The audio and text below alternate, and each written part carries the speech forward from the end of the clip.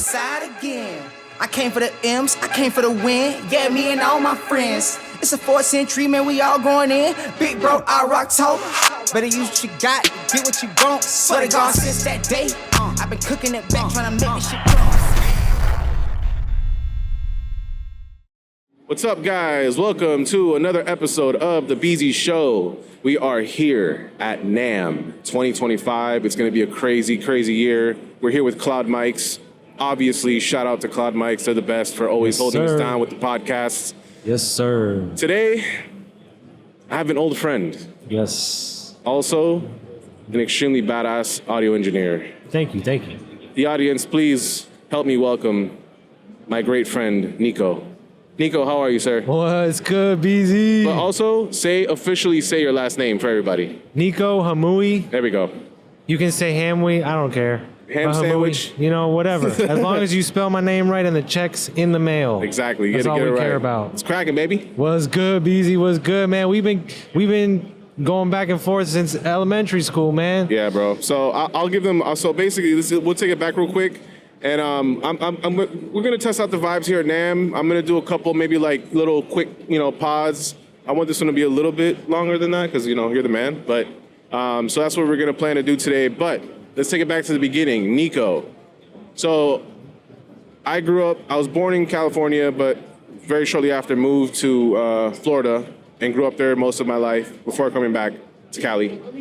Nico is someone that I knew growing up in Florida. We met, you were friends with my older brother, basically. That's right. So my older brother, you guys were friends, and then, from there, we knew each other. Family ties. Yeah, family ties. And then where I really knew that you were into music was when I saw you at SAE. That's right. Because I went there to do audio engineering at one point in time, and then, I saw Nico there, and I'm like, damn, like, Nico's doing the music thing too. Yeah. Fast forward, you know what I'm saying? Fast forward, a few years later, I'm looking online, and, the boy Nico's working with, the one and only Pensado. Legendary shit. So I pulled up, and it was cool, and, it was, I came to Cali, just to kind of, do some music stuff. You were there. So we kind of, we just made it happen. And, we were working on some stuff, and you introduced me to Dave, and, made sure everything was, let me into his world. Nico gave me some great advice at the time as an artist about not being lazy and get shit done, so that's what we were about. So it's just really great to see, us together, bro. So I'm going to take over. Beezy's being humble right now. He was coming out with the slappers. He would fly out from Atlanta with the slappers. We would get a mix. We would record anything we need to retouch, cut up, anything. We'd cut some new tracks, and he would just head back out East Coast. You know what I'm saying? Yeah. And he would just come out, just getting work done. And it was just like he was saying, it's just a different level of work ethic out here on the West Coast. Yeah, and I think that's the thing too, is like what, for the audience and stuff, and just like to people understand, is like when I was coming up with the music stuff and doing my thing, I crossed paths again with Nico, with you, and then basically, you showed, with Dave, and you were with Dave, and you showed me that world, and you basically like showed me, a different side of the industry where it's like, yeah, like if you're not doing this every single second of your life, are you really doing this? Right. You know what I mean? So that opened up a perspective for me as an artist to be like, damn, like I'm not really doing shit. And at the time, I thought I was, a song a month for 18 months. I was, and I was doing content around it. So it was cool. Like I was doing my thing. No, but you were saying that there's like another level. There's another level. And there's probably many other levels on top of that. There's a song a day. Diane Warren, best songwriter of all time. She still writes a song a day to this day. Yeah, nuts. So it's like, I obviously owe a lot to Nico to, giving me a nice guidance on the path. And, obviously when I, met Lou and did all that, I kind of took a backseat, pivoted. I'm like, what am I going to do? I want to still be in music, but, I got to make money, you know what I mean? Right, and I'm not really an engineer. I mean, I did go to engineering school. I do track for people here and there.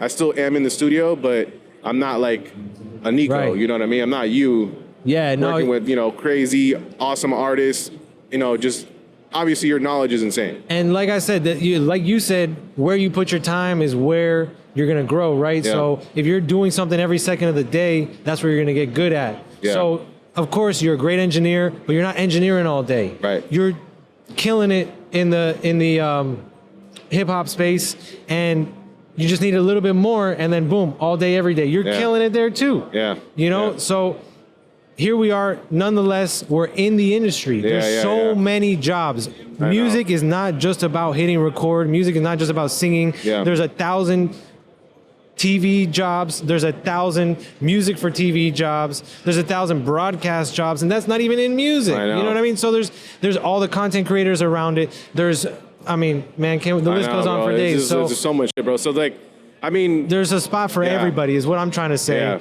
Is don't get discouraged if you're not the best artist in the world, or if you're not the best, you know, singer-songwriter or the best engineer. Like, you can pivot.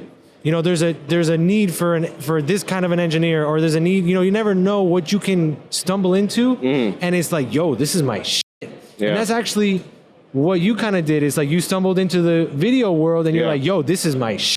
Yeah. Let me show you a thing or two, my boy. Well, I mean, I was doing the content too before, even with like when I was doing my shit, it was like, you know, I was creating content, which I didn't think of in that time. I was just like, you know, filming myself and essentially creating content, but it was like, I'm just promoting my music. Right. But then I took that perspective and gave it to other people, to other artists, to other brands. And I was like, damn, I could do this as like a living if I really like, you know, get into the like nitty gritty of like cameras and knowing how to do, you know, all this stuff. So yeah, it was a dope pivot, and I'm grateful for it. And you know, it was not easy hearing some of the critiques early on from Nico. Hey, I was not happy about a lot of that stuff that was said. But gotta be honest. But yeah, he's honest, and it was also like, you know, this isn't a game. You know what I mean? Like, you may think it's a game or whatever, or it's for fun, but it's not. People take this is their life. One thing I learned from my boy Dave is championship or nothing. Yeah. You know what I'm saying? We're not out here playing YMCA pickup games. We're out here literally in the major leagues. Yeah. We're MLB, we're NBA, we're you know what I'm here. saying? We're the NHL of music. We're really out here. So if you're not in the gym 24/7, you're lacking. Yeah. If you're not in the gym in the off season, you're lacking. Yeah. You know what I mean? And that's the life we live. Yeah. Summers, winters, no days off. Yeah. You know, and that's what it takes. And that's what it takes on all sides of the creative, even content creators, even videographers, music, singers, songwriters. It all boils down to that. Yeah. You know? Yeah, just it's that drive. And that's what I'm saying too, is like, you know, reconnecting with you in LA and seeing you, you know, under Dave at the time, it was like, I just, you know, it did unlock a thing of like, there are levels to this, you know, it's just what it is. You know, there's the artist that, you know, and I was, you know, with Randy, when I met Randy and started like doing some stuff with him, you know, he was telling me about like Sway and all that. And, you know, he's like, yeah, he's got a hard, you know, like 5,000 songs on it. You know what I mean? Yeah. It's like, damn. He's like, he recorded that this year. Damn. I'm like, so it's like, when you hear like artists, you know, going kind of crazy and like recording, you know, multiple thousands of songs in a year, you know, let alone who knows how you break it down every day, every week or whatever, you know, on a daily basis. But it's like, yeah, that's the kind of stuff that like makes you realize like, okay, am I really doing this or am I really not doing this? And I wasn't even, you know, like I was doing all right. I was, you know, getting content. I was dropping music. I was doing my thing, but it's like, it's just another level. So, I'm very proud of where you are, sir. Hey, same. I'm very proud of where you are, bro. You know, we come a long way, dude. The feeling is mutual, and there's not a lot of us that have made it out the gutter. You know what I'm saying? Bro. Like, no. A lot of people give up, and that's the one thing. I'll quote Manny Marroquin on this. He said, "Look, I'm not a better engineer than any of these guys. I'm not I'm not a better anything. Right. I just haven't quit yet. Yeah. You know, and I haven't. Facts. You know." That's so it's like facts. You need to know where you're performing at. You need to know where you're competing at those high levels, that MLB, NBA level, and then you need to know how to compete with that. You know what I mean? For sure, bro. I mean, half of it is realizing where you're at, and the other half is meeting that expectation that you're now setting. I mean, that's the thing too, right? Expectations. I mean, that's one thing that like a lot of people think, you know, they may have talent or whatever it is, and they're this way and that way, and I got to do this way and this way. It's like, you know, I've noticed that there have been some people that have a certain way to them about like, you know, getting things done where they talk more than they act. Right. And then it's like, so common. but it's also like, you know, but you're also coming at people, you know, very, very strongly. And it's like, well, if you don't like drop music, if you're not posting content, you're not doing that's half the battle with a lot of the artists I work with now. I was just gonna say, having talent is only half the battle. That's only half the battle now. The other half. You got to drop content every single day. You have to release music all the time. You have to, be in front of the camera. And that's the thing about the content side where I'm on nowadays. It's like content has to be done no matter what, bro. There's no getting around it. As an artist in 2025, you have to drop your music, be creative, do your thing musically, but you also have to do your thing on the social medias. You know what I mean? That's right. You just got to. There's no other way around it, because the kid that is probably not as good as you is doing 10 times more than you online and is getting more response than you, because people know what he's doing or he or she's doing. Absolutely. They're always online. They're always in your face. So it's just like, And the same goes for engineers. Right. Recording, mixing, whatever, mastering, producers, singer-songwriters. Yeah. How are you going to tell 100,000 other people that you're a singer-songwriter if you don't go out there and post about it? Right. Let them know about it. How are you going to get sessions with other singer-songwriters if you ain't letting nobody know? I know. And that's the thing, too. And that's for to bring this full circle is like, unfortunately, maybe it's not unfortunate, but I'm just, the reality right now is like, even engineers have to kind of take a page out of the artist's, book of like, oh, I have to like promote myself, right? Like an artist, what I mean? I have to do the little photo shoot in the studio, me working, and like get some content of me in the studio with said artist or whatever. You also have to post content like an artist. Even if you have a really big record out on the radio, you still have to do that kind of stuff because nobody knows who you are. A lot of people know the Eric Valentine story. So for those of you that don't know, Eric Valentine, amazing, legendary rock producer, but he did not like to be in front of the camera. Yeah. He hated it. He was very much... A lot of people are. He was very much of a hermit or whatever you want to call it. Recluse, that's a more proper word. But he was very, very, very reserved. He was very reserved and didn't really make public appearances. But guess what? Somebody went to a label and asked for $250,000, and they said they were Eric Valentine and got the money because nobody knew what Eric looked like. Yeah. Of course, thereafter, Eric started coming up on different, platforms and stuff like that. But that is an amazing example of why you need to be out there. Yeah, and that's for sure. I know that's the story that will be told for any artist, engineer, anyone who's trying to make it in the entertainment industry, which is again audio and film and all that, is like you just got to be out in front of people. You know what I'm saying? So, and how I do this now, Nico, is I'm kind of getting a little more structured nowadays. With the pods, I'm trying to be a little more effective with providing value to the audience. So I do have some questions for you. We're going to go down the list and we're just it'll be a kind of a quick thing just because of Nam and the crazy scheduling. By the way, Faders of Lost Art is going to be on here in a minute. We're going to get everyone on and start doing pods with Nico here with his pods. So definitely check out those pods as they come out. All right, very just kind of, I'm going to, ask him as like, again, providing value to anyone listening, especially for audio engineers. So we'll start with the first. What's one piece of gear or software you can't live without in your studio and why?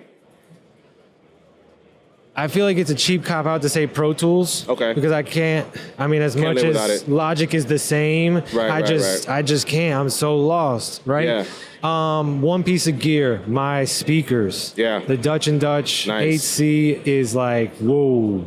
That changed my game. That literally put me on an exponential curve to greatness. And what about what is it that what was like the level up on those speakers as opposed to like whatever, in the past that you were? So I was actually on really nice speakers working with Dave. We had some of the top speakers in the entire world. And we did something really crazy, which was put them up right next to them. I put the Dutch and Dutches next to some of the biggest speakers in the world, and it sounded like you were just muting the sub. Yeah. And it was just like, these are identical. What do we do? Yeah. This is kind of a weird situation. Yeah. So one thing led to the next. And, I was like, you know what? Let me have like this satellite of Dave's studio. These speakers are similar enough to where I can just translate. Right. One thing led to the next. One mix gets accepted, version 1. The next mix, the next mix, the next mix. I'm over here chasing Jason about V1 God, So I'm over here like making people cry, pull over their car. I gotta cry to this song, this mix you just turned in because this is heavy. Nice. I was like, and we don't know that our work is good until our clients tell us that we effed it up or that it's amazing. The feedback. The feedback, you know, that's crucial. And when you hit that send button, I know every one of y'all engineers is, you know, clenching them cheeks, you know? So until you get that thumbs up or that 100 text message, you know, everybody's kind of up in the air about, I hope I nailed it. I hope it went through correctly, because if they tell me for 80 revisions, I'm going to do some stuff that I'm not going to say on this mic. So, you know what I mean? So for what I do, mainly mixing, a little bit of mastering, the Dutch and Dutch are absolutely essential. The ones. They're absolutely essential. It's just crystal clear. The reverb tails, I hear them for days. I could pick out, because a lot of times reverbs are textured. Yeah. So I can pick out the texture that's on it, so you can hear the actual reverb that they used on a like, man, the clarity on those things is beautiful. Just... It's ridiculous. I didn't even think that shit existed. I'm not gonna lie. The speakers that I was on before with Dave are amazing, but something about the detail and the clarity, because those need a little bit of volume because they're such big speakers. So you're fighting volume with and these just kind of right there at the 85, 90 dB is man, it's perfect. It's like some hi-fi shit. Butter. I love that. Baby. I love that. All right, we got another one here. So we're gonna start with this one. It's how do you approach mixing a track from a genre you've never worked with before? That's a great question. How do I approach a track of a new genre or one that I've never mixed before? First things first, you got to do your research. Reference. Everything we do is based on the outside world, right? We're going to radio, right? Or we're going to sit on a playlist with somebody else. So what do? You go to your ideal playlist. Where do I want this song to line up in a playlist? Before this song and after this one.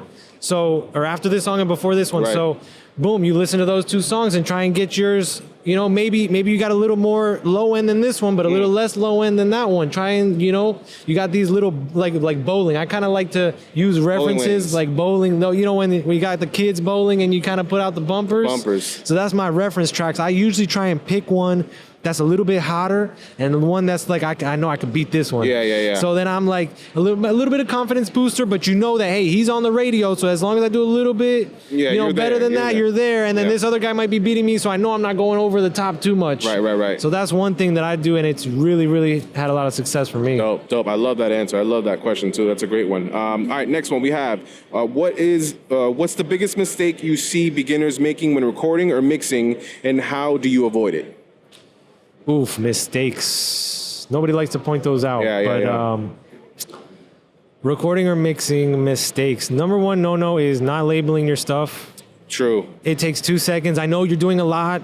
We've all done it, but label your stuff. And let me just, organization people. Yes. Stop playing around. Continue. Please, stop. Yeah. What else? I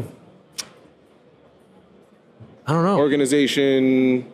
This is a great one. When they don't help the artist with mic placement. Like the artist is just worried about lyrics and just emotion and singing this thing, and they don't like, they're like too shy to like, yo, go move that mic. Or go tell him to get closer, or tell him to stop turning his head every time he says that word. You know what I mean? Like, come on. And you're literally doing it right now. And so you feel me? Like, so it's like, you have the cojones to tell them, hey, listen. The wherewithal, you know. You know what I mean? And of course, read the room. Of course. You know, everything, bedside That's manner. That's what they don't tell you. Read the room, Read please. the room first. Right? That's crazy. Always, that's like... Don't say you heard this on Beezy show and Nico was telling you to wild out on the artist. We did not tell you that. Definitely not. Well, he kind of did, though, but he didn't. You got to read the room and, you know your timing, but not be afraid. Hey, listen, that was a great take, but your mic play, your mic placement is just a little off. Can we try it again with just focus on? I know you got the timing right. I know you got that delivery right. But let's just focus on a little bit of that. Imagine it's a flashlight. You know, that theory always helps them out a lot. But man, that more often than not, people, they're like, okay, I got it recorded. That's good. And, it's not enough. Attention to detail. Now, sometimes there's times where you can. Like this artist has a certain amount of ego where you're just like, bro, I'm not going to tell you. You're going to tell him because I'm not. So, the read the room might not work there. Exactly. You got to read the room. Exactly. Sometimes it's not the time. If it's not, it's not. And you have to just prepare yourself to get the best recording you can. Or I had a one time, like the artist was heated, bro. He just got off a heated phone call. And like something happened and it didn't record, and I was like, he's gonna be heated. Yeah. So I was like, hey, listen, I just, I want to get one more just in case, stronger take or something. I just at the end, you just, I think you did a little better. Yeah. And of course, thankfully, he didn't notice. We were able to get the take. So on and so forth. Yeah, we might have to cut that one out. I don't know. I didn't mention his name, so y'all don't know. It's all good. And that's to be honest, that's probably happened to just about every big engineer out there. Everybody. Literally, I haven't heard one engineer not talk about that. Yeah. Every engineer I've ever met has talked about that at least once. A little slip. It happens, bro. It happens. That's awesome. We got a couple more here. Next one. When you're mixing a song, how do you decide on the balance between creativity and technical precision? So technicality. That's a great question. So what's like the balance? 50-50? No, I'm just kidding. Well, I mean, it probably is. No, but. it's I like to do my mixes in stages. Yeah.